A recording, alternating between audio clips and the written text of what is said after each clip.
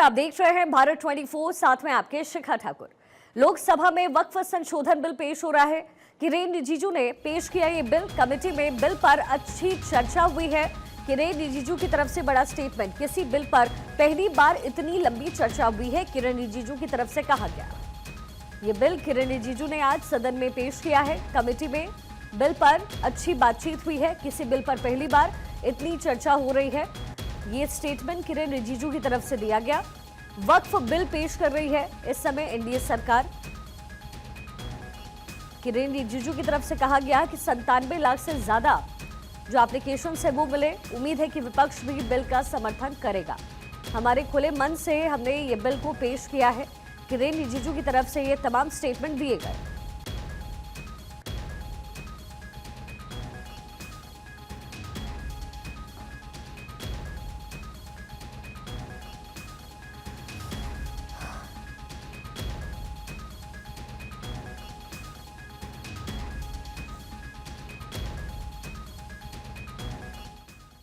अब हमने कहा है कि वक्फ बोर्ड में शिया भी रहेंगे, सुन्नी भी रहेंगे, बोहरास भी रहेंगे, आगा कानिक्स भी रहेंगे, मुसलमानों में जो बैकवर्ड है, पिछड़े लोग हैं, वो भी रहेंगे, और संसद में महिला भी रहेंगे और एक्सपर्ट नॉन मुस्लिम भी रहने का प्रावधान रखा गया है। सब स्वागत करना चाहिए, इसको किसी को आपत्ति होने का कोई जरूरत नहीं है। कमेटी के जो सुझाव थे ये भारत सरकार की कैबिनेट ने स्वीकार किए और अमेंडमेंट के रूप में किरेन रिजिजू जी लेकर आए।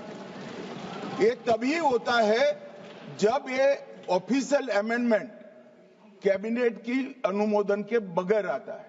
मान्यवर, मैं नहीं मानता इसमें कोई पॉइंट ऑफ ऑर्डर है और आपका ही आग्रह था कि कमेटी ज्वाइंट पार्लियामेंट्री कमेटी बने।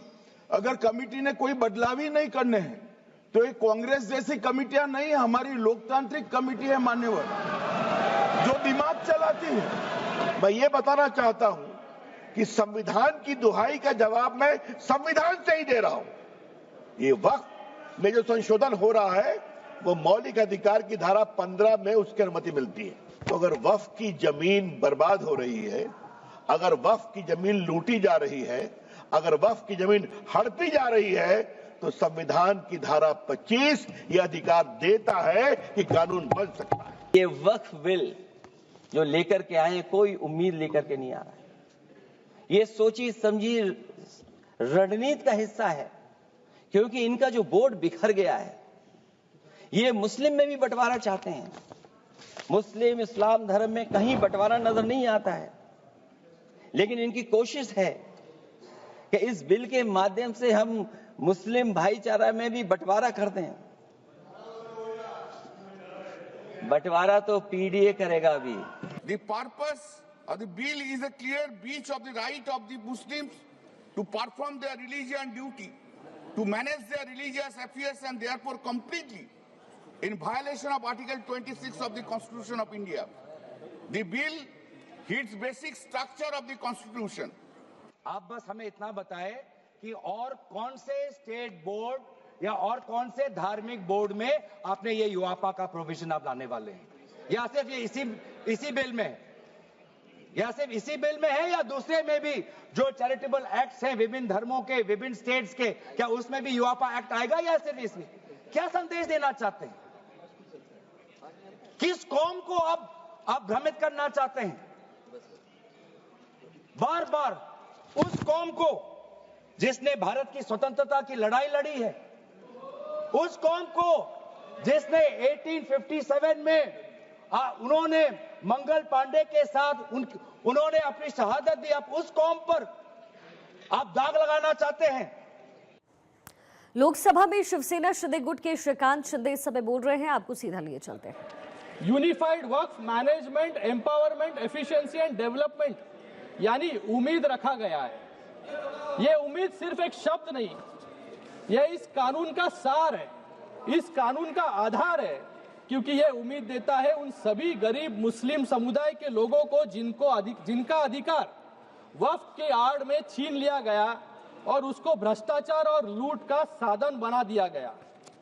मैं विपक्ष के मित्रों का दर्द समझ सकता हूं क्योंकि जब भी देश को उनसे उम्मीद दिखी तब उन्होंने देश को और मुस्लिम समुदाय को निराशा देने का काम किया। जिस समुदाय ने आंख बंद करके इनको वोट दिया, लेकिन उनको सिर्फ वोट बैंक बनाकर छोड़ देने का काम जो है इस कांग्रेस वालों ने, विपक्ष वालों ने किया। ये यहाँ पर हमेशा सब एक लोकसभा के वक्त भी लोगों में भ्रम फैलाने का काम इन्होंने किया, संविधान खतरे में, संविधान खतरे में। आज भी लोगों में भ्रम फैलाने का काम कर रहे हैं कि वक्फ की जमीनें जो है सरकार ले लेगी। लेकिन आज यहाँ पर वक्फ बाय यूजर, यहाँ पर एक अमेंडमेंट लाया गया कि जो ये बिल आने के बाद इसके पहले के सभी वक्फ जो अनडिस्प्यूटेड प्रॉपर्टीज है वो वक्फ पे रहेंगे। तो यहाँ पर कोई सवाल उठता नहीं है कि सरकारें उस वक्फ की जमीन को लेने की कोशिश कोई कर रहे हैं, लेकिन सिर्फ लोगों में भ्रम फैलाने का काम कुछ लोग यहाँ पर कर रहे हैं। मैं इन लोगों को याद दिलाना चाहूंगा, जब शाहबानो ने इस कांग्रेस से न्याय मांगने की उम्मीद की, कोर्ट ने शाहबानो को न्याय देने का काम किया, लेकिन इस सदन में ही इस कांग्रेस ने उनसे न्याय जो शाहबानो जी मांग रहे थे वो छीनने का काम इन्होंने ही किया। जब जम्मू कश्मीर की जनता ने आर्टिकल 370 हटाने की मांग की, तभी सिर्फ मुखदर्शक बनते ये कांग्रेस वाले रह गए, आतंकवाद को बढ़ते हुए देखते। तो लोकसभा में वक्फ संशोधन बिल पेश हुआ है। इस समय इस बिल को लेकर के चर्चा हो रही है सदन के अंदर। किरेन रिजिजू ने पेश किया है ये बिल। कमेटी में बिल पर अच्छी चर्चा हुई। रिजिजू की तरफ से बयान, किसी बिल पर पहली बार इतनी ज्यादा चर्चा हुई है। ये तमाम स्टेटमेंट किरेन रिजिजू की तरफ से दिया गया है। वक्फ बिल को आज सामने सदन में पेश किया जा रहा है। तमाम जो सांसद है वो मौजूद है, विपक्षी सांसद भी मौजूद हैं और एक एक करके इस पर चर्चा की जा रही है। किरेन रिजिजू ने इस बिल को सदन में रखा है, सदन के पटल पर रखा है। एनडीए के जो तमाम सांसद हैं उनकी मौजूदगी इस समय सदन के अंदर है। बिल पर 97 लाख से ज्यादा याचिकाएं मिली हैं। ये तमाम स्टेटमेंट किरेन रिजिजू की तरफ से दिया गया। वक्फ बोर्ड को लेकर के इन दिनों खूब चर्चा हुई। उसके बाद जेपीसी बनाने की मांग विपक्षी पार्टियों ने की।